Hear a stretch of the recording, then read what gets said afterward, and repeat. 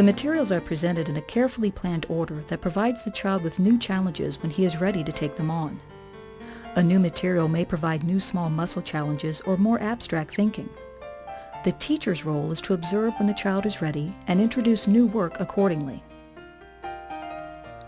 Montessori materials are usually presented at a child-sized table or on the floor.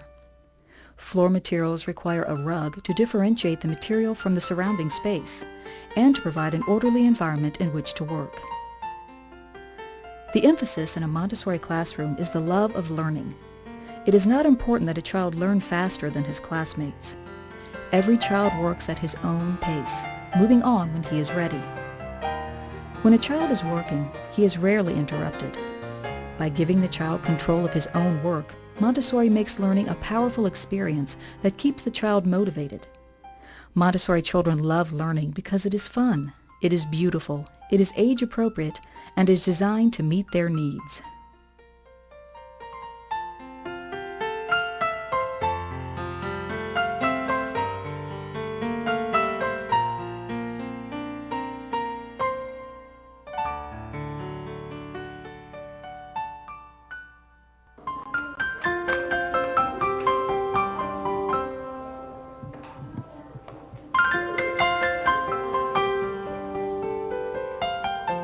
This program is intended to give the viewers a general understanding of the presentation of Montessori materials to children.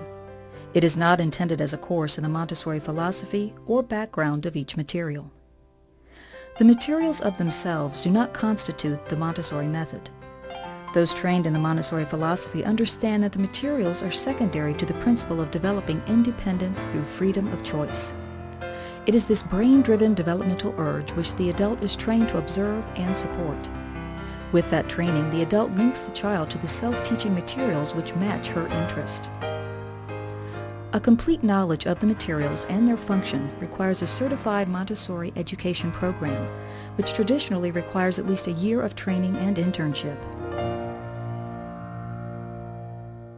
The Montessori language curriculum begins with a variety of sets of language cards.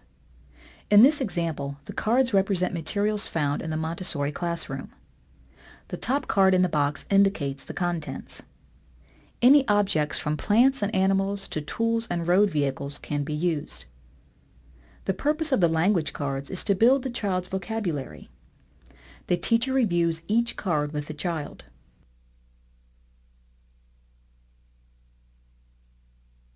If the child successfully names the object, the card is put aside. If the child is not sure, the teacher identifies the object and places it in a separate pile. Once the teacher has completed reviewing the cards, she goes back to the stack of unfamiliar cards and chooses 3 with contrasting appearance and proceeds with a 3-period lesson. The teacher lays out the cards. The first step is identifying each card. The binomial cube. The child repeats the binomial cube. The spindle boxes. The child repeats the spindle boxes. And finally, the painted globe. The second step of the 3-period lesson is to ask the child to show you the card. Where is the painted globe? The teacher asks. The child points to the globe. Show me the binomial cube. The child points to the card. The teacher mixes up the cards and practices again with the child, using the second step in the 3-period lesson. Finally, in the 3rd period or step, the teacher asks the child, "What is this?" And the child will respond, "This is the painted globe." The 3-period lesson is frequently used to make learning new words fun. The teacher is able to observe the child and move ahead to the next step when he is ready. The sound game is played with a set of objects that begin with distinctly different sounds. Usually, the teacher will have several children play the sound game together. Here, the teacher introduces each one by emphasizing the initial sound. In my hand, I have a tomato. In my hand, I have a cup. In my hand, I have a box. In my hand, I have a horse. After each is introduced, she will ask, "Show me something on the rug that starts with k." The child would answer, "Cup." Many different objects can be used for sound games. There are also sound games based on the middle sound, the ending sound, or words that have all the same sound.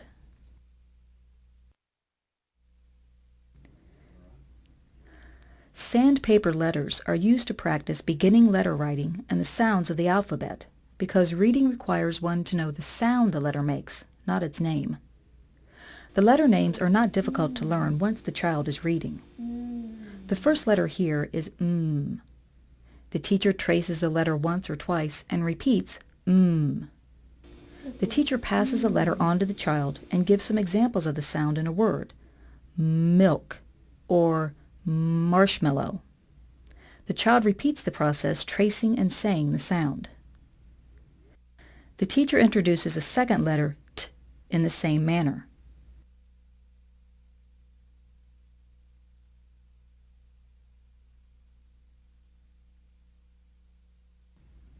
She passes it on to the child and says turtle. The third letter is the vowel A. Vowels are color-coded blue. A 3-period lesson can be used to reinforce the child's memory of the sounds.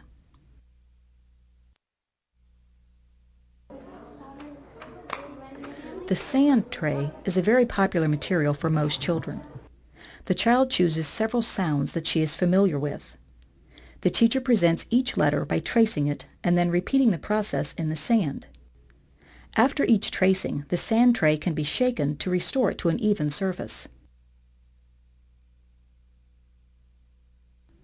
If a mistake is made, the child shakes the sand tray and it disappears, allowing the child the opportunity to begin again with a fresh start.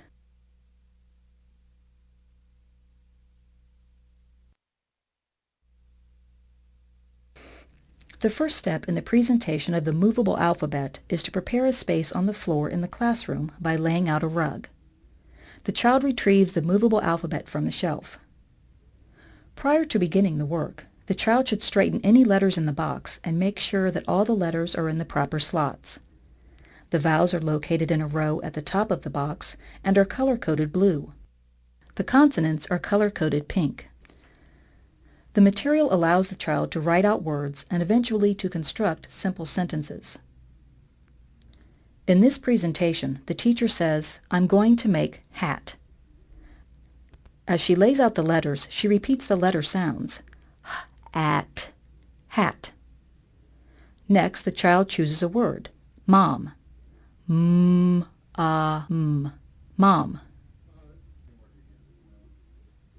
The child can continue to make words with the assistance of an adult. When the work is completed, the child places the letters back in the slots and returns them to the shelf. This is the triangle metal inset. This work develops hand-eye coordination and the beginning small muscle skills of writing.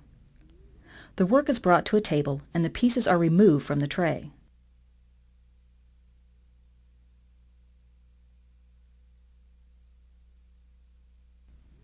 The outside frame of the triangle is placed on the paper, and the edge is slowly and carefully traced.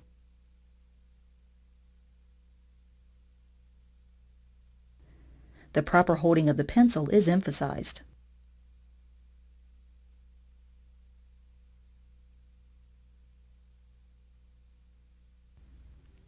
The outside frame is replaced, and the triangle inset is next placed on the paper, and the child traces again with the goal of matching the original triangle.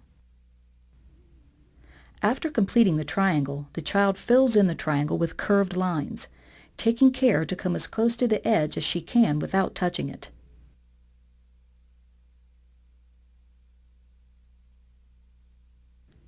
There are 10 metal insets representing common geometric shapes. Repetition using all insets will result in significant improvement in the child's ability to manage a writing instrument. Handwriting practice begins with the unlined chalkboard. This material follows extensive practice with the sand tray and the metal insets. The child chooses 3 letters for practice from the sandpaper letters. The teacher demonstrates the tracing of the letter, repeating the sound of the letter, t, t. She then writes the letter on the chalkboard, continuing to say the sound. After she is done, she erases the chalkboard letter and hands the sandpaper letter to the child. The child follows the demonstrated procedure, tracing the letter several times and then writing it on the chalkboard repeatedly. The lined chalkboard is more difficult than the unlined chalkboard because the writing space is defined. The child may begin using a double line, or if he has the skill, can attempt the more difficult task of writing within a single line. Often the child chooses letters he is familiar with and practices these letters, writing rows of each letter for practice. Eventually, the child will practice words and sentences that he knows from working with the movable alphabet. When the child begins working with a lined chalkboard, he is usually ready to begin writing on paper and may do this activity simultaneously. The phonetic object game begins with a box of objects that contain only phonetic sounds. The work also includes a writing tray that provides all the supplies needed to complete this work. This tray is for the teacher. A simpler tray is available for the child to use for independent work. In this case, the objects are a lamp, a bell, a sun pendant, and a fan. The teacher and the child look at each object and repeat the name carefully, sounding out each phonetic sound in the word. Lamp, sun, bell, fan. Then the game begins. The teacher says, "I'm thinking of one of these objects. Which one do you think I'm thinking of?" The child says, "Fan." The teacher replies, "No, not the fan. I'm going to make you a clue." She selects a slip of paper and slowly writes bell. Usually, before she is done, the child names the object, bell, getting the clue from the initial consonant B. The teacher continues with each object until all four are labeled. Once all four labels are completed, the teacher asks the child to choose a color for his book cover, and she constructs a book with the 4 words the child can successfully sound out. The book is dated and becomes the possession of the child. The teacher returns the teacher's tray to its place, and the child returns the phonetic object box to the shelf and picks up the independent phonetic object work. The independent box usually has the same objects, although they may be slightly different in appearance. Also, a set of word cards are provided for the child to match with the object. Each word is phonetically sounded out prior to matching it with the object. The child can use his book as a control of error for this work.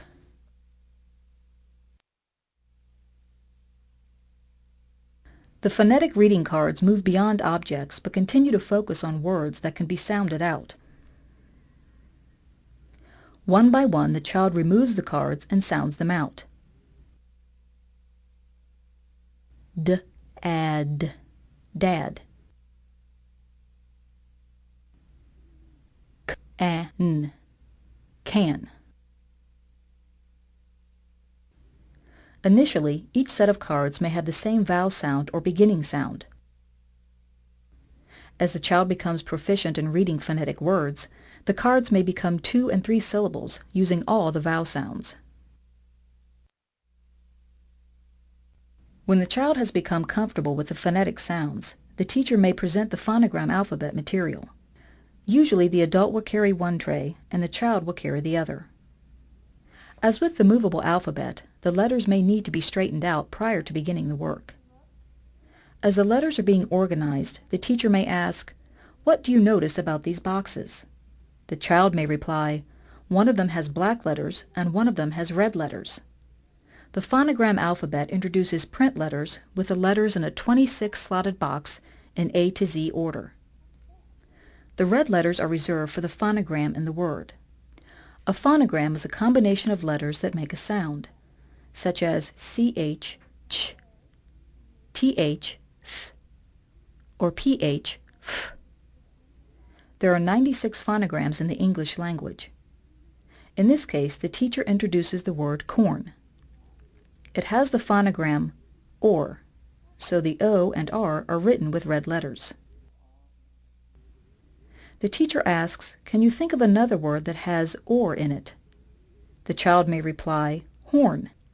The child can spell out the word using red letters for the phonogram.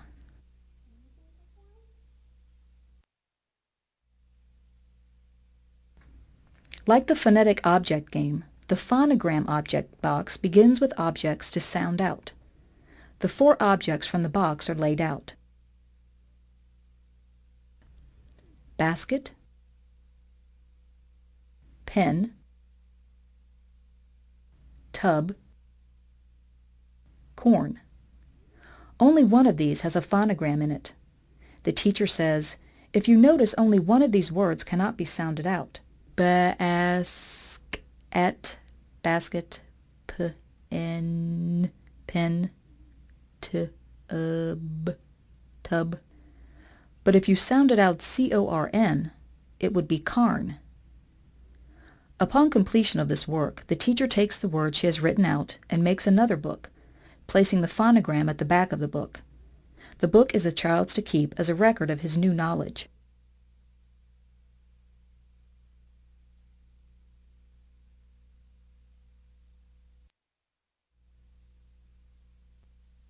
The puzzle words are words that cannot be sounded out, or that the child should recognize quickly in a sentence. Like the language cards, the teacher reviews the puzzle words with the child to identify which words come easily and which remain difficult. At the end of this presentation, 3 of the words that the child could not identify are chosen for a 3-period lesson. As the 3 words are laid out, it is good to use the word in a sentence to further emphasize the word's meaning. Have. I have a bracelet on, for example. This. This is my favorite day of the week. It is good to use each word in a sentence. The teacher continues with a 3-period lesson. It is a good idea to keep a record of which puzzle words have been presented to a particular child. There are many puzzle words, and good records prevent needless repetition of words the child has already learned.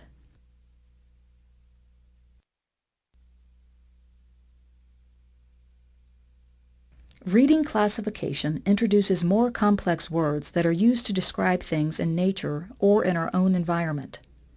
In this case, we are doing classification work on land and water. The 4 cards are labeled island, lake, strait, and isthmus. The child lays out control cards with the picture and the word written below. To check the work, the child reads the classification word at the bottom of each card. The next step is to lay out 4 definition cards. Each card describes one of the 4 examples in the previous work. A body of water bounded on 2 sides by land. It connects 2 larger bodies of water. The child matches the word straight with its definition. After all 4 definitions are matched, control cards are used to verify the child's work. A booklet accompanying this material can also be used to check the child's answers. The final step is to take cards that have the components of the definitions cut into strips. The child must assemble the cards to create definitions of each word. The booklet or control card can be used to verify the work. Reading classification is used for many areas of interest, including botany, geometry, items you might find at home, transportation, or works of art. In most Montessori classrooms, you will find the farm. These familiar animals and farm scenes are used in a variety of language-building activities. The farm's primary role is to introduce the functions of words. The teacher writes "the pig" on a slip of paper and asks the child to find that animal on the farm and bring it back to the table. The teacher responds, "No, that is not the pig I wanted. Let me give you another clue." She writes "spotted." The word spotted is moved before and after the slip and read. The pig spotted. Spotted the pig. The teacher says, "That doesn't sound right." She cuts "the pig" into 2 words and then tries several other possibilities until she arrives at the correct order.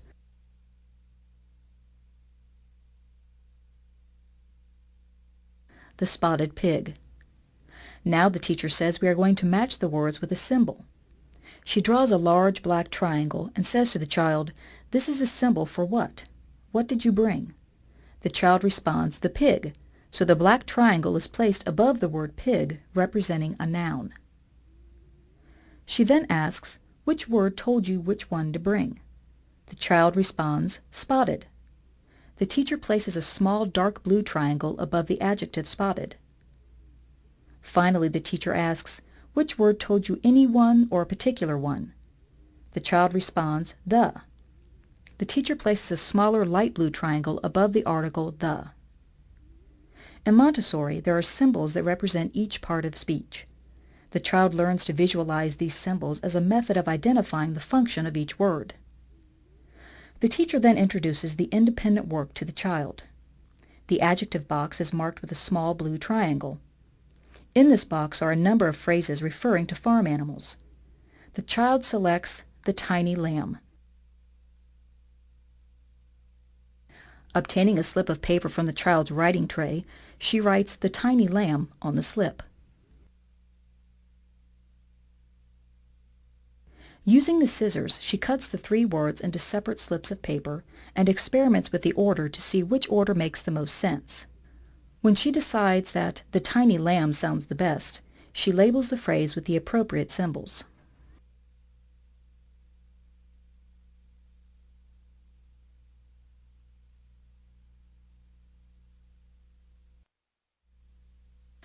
The detective adjective game builds on the child's new understanding of the function of the adjective. A large variety of brightly colored triangles are laid out on a rug. Using adjectives, the child is going to find a particular triangle amongst this maze of different triangles. The teacher lays out the phrase, "the triangle." Every object on the rug is a triangle, so we need more information. She chooses the word red from the box. Now we know we are looking for a red triangle, so all yellow and blue triangles can be removed. The child can then choose a triangle, but they are all red. Which one are we looking for? The next adjective is small. We can then remove all the medium-sized and large triangles from the rug. Selecting the next clue takes a bit longer. The first one drawn is large. No, we don't have any large triangles. The next clue is equilateral. All the triangles that are not equilateral are removed.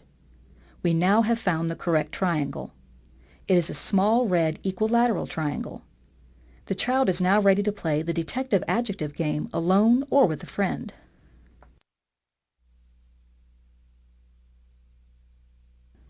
Here we see the presentation for the conjunction symbol.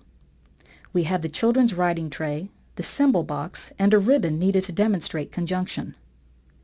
The teacher writes the red pencil and asks the child to get a red pencil from the shelf.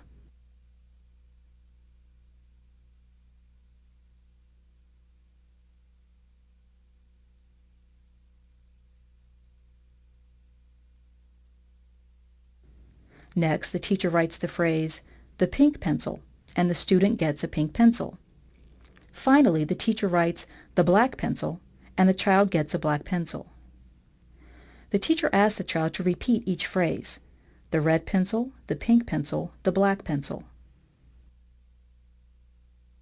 Using 2 small slips of paper, the teacher adds the conjunction "and" to connect the 3 phrases, the red pencil and the pink pencil and the black pencil. The pencils are gathered together and tied into a bundle to represent the role of a conjunction in a sentence. The phrases are then labeled in the familiar manner. What? The pencil.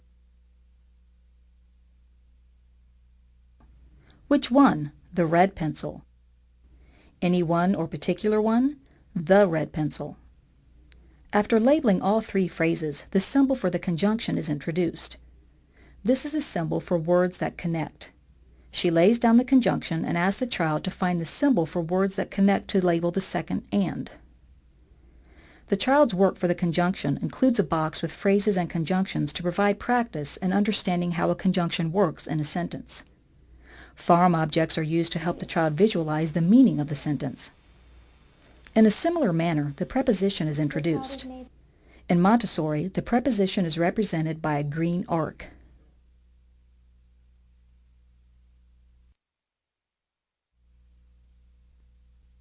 In the logical adverb game, red verb cards are matched with orange adverb cards.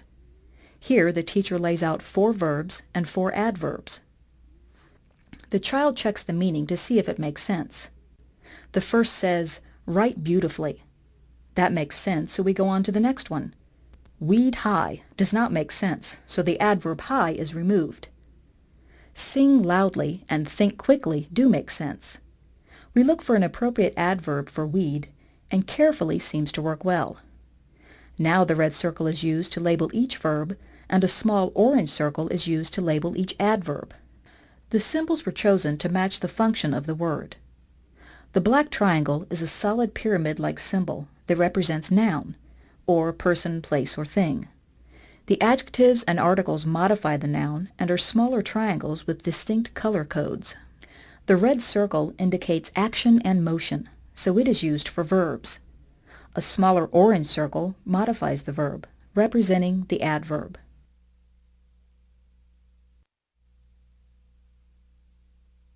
Once the child has become familiar with all the symbols, she can begin to create sentence structures. The teacher writes the phrase, "Megan rides and walks." Megan can perform the action walk while the teacher writes a control phrase. The phrase is cut into separate words and the sentence structure box is opened. Do you recognize any of these symbols? Megan might say, "the circle." The words rides and walks are laid out onto 2 circles, with the conjunction "and" linking them together. Megan is tied to the verbs with 2 black bars to indicate how the sentence "Megan rides and walks" is structured.